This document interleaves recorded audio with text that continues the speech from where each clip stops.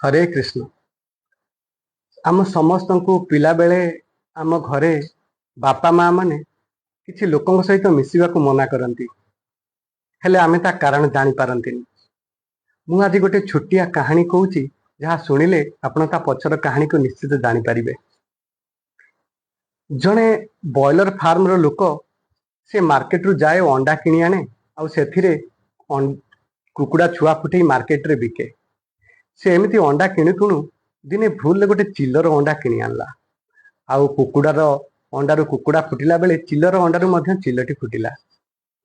हेले किछि दिन पर देखागला चिल्ल विकसित हेले मध्य ता भितरे चिल्लर कौनसी स्वभाव देखा जाउ न थाए। चिल्ल साधारणतः मांसाशी होता है, बहु उच्च उड़ी थाए। ए सबू देखी बॉयलर फार्म रो तार पिलाटी बापा को पचारला, बापा ये चिल्ल तो कहीं कुकुड़ा मान को खाऊनी कि उच्च आकाश रे उड़ुनी। सेठी तांको बापा तांको उत्तर देले, ये सबू से संगतर कारण।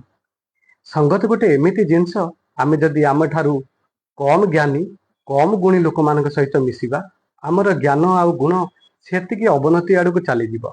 आमे जदि अधिका ज्ञानी अधिका गुणी लोक मान सहित मिसिबा, ताहले आम ज्ञान सेतिकी प्रकाशित और विकसित हब। थरे निश्चित भाविबे आ बापा माँ कथा को मने पकेइबे। हरे कृष्ण।